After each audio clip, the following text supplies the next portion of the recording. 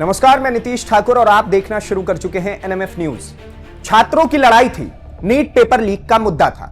सबको संगठित होकर के पूरे के पूरे विपक्ष को संगठित होकर के नीट पेपर लीक और छात्रों की बात करनी चाहिए थी। लेकिन इन सबके बीच सपा और कांग्रेस में क्रेडिट की लड़ाई होने लग गई कि भाई छात्रों का मुद्दा मैंने ज्यादा तेजी से उठाया तो वहां से राहुल गांधी लड़ने को आ जा रहे हैं, या फिर उनके जो सांसद है वो लड़ने को आ जा रहे हैं कि नहीं भाई छात्रों का मुद्दा तो मुझसे बेहतरीन कोई उठा ही नहीं रहा है।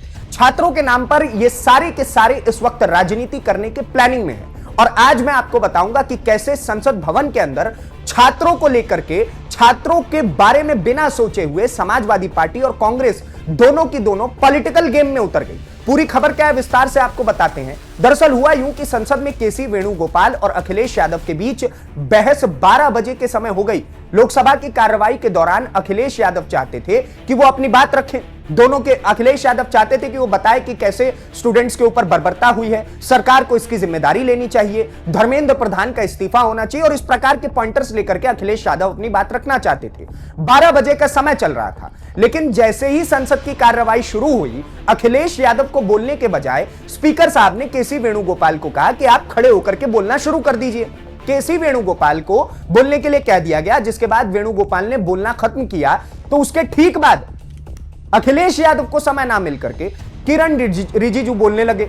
अब ऐसे में अखिलेश यादव सोचने लग गए कि भाई यहां तो मेरी बेइज्जती हो रही है, मैंने बोलने के लिए कहा था तो एक तरफ केसी वेणुगोपाल प्रेजेंट हो रहे हैं, वो अपनी बात रख रहे हैं, दूसरी तरफ से किरण रिजिजू जवाब दे रहे हैं, मेरी तो विपक्ष की सारी भूमिका ही खत्म हो गई।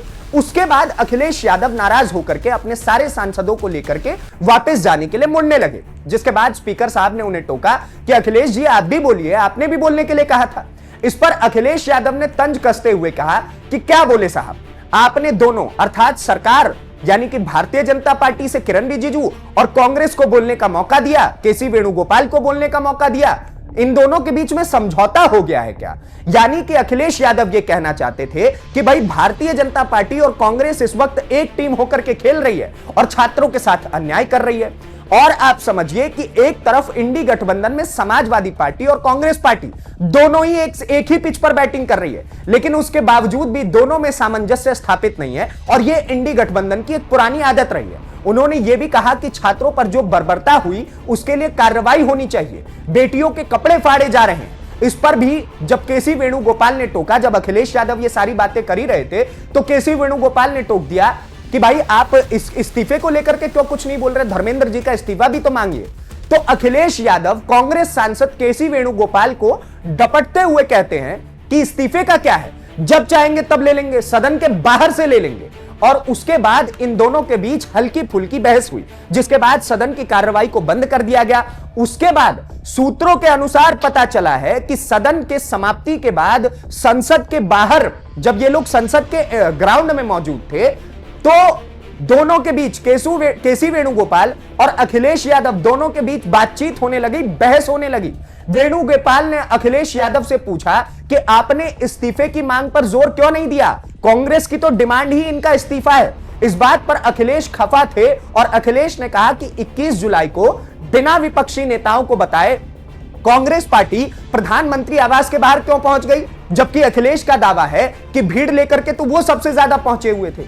तो आप समझिए कि अखिलेश यादव जिस प्रकार से कांग्रेस पार्टी से इस वक्त किलसे हुए हैं, उनका कहना है कि कांग्रेस इस वक्त सारा का सारा क्रेडिट, जो विपक्ष ये पूरा का पूरा नैरेटिव का वॉर लड़ रही है कि भाई सरकार जो है वो छात्रों के ऊपर अन्याय कर रही है, तो कांग्रेस वो सारा क्रेडिट लूट लेगी। और इसी डर से अखिलेश यादव ने केसी वेणुगोपाल को सुना दिया। तो अब इससे आपको इतना तो जरूर पता लग सकता है कि इन लोगों को छात्रों के बारे में सोचने से अधिक अपने बारे में फर्क पड़ता है कि कैसे ये लोग छात्रों का नाम लेकर के अपनी राजनीतिक रोटी सेकना चाहते हैं, कैसे अखिलेश यादव छात्रों का नाम लेकर के चाहते हैं कि उत्तर प्रदेश चुनाव में उनको फायदा पहुंचे। और वहीं दूसरी तरफ कांग्रेस पार्टी जो राहुल गांधी इतने लंबे समय से आमने सामने नहीं आए थे कि भाई अभिजीत दीपके वहां पर 30 दिन से 28 दिन से 29 दिन से बैठा हुआ था, और राहुल गांधी एक बार भी वहां पहुंच करके उन्होंने फाइट नहीं लड़ी। उन्होंने नहीं बोला कि भाई हम अभिजीत के साथ हैं या फिर कॉकरोच जनता पार्टी के साथ हैं। और अब जाकर के कांग्रेस पार्टी को याद आया कि भाई बच्चों के साथ बर्बरता भी हो रही है,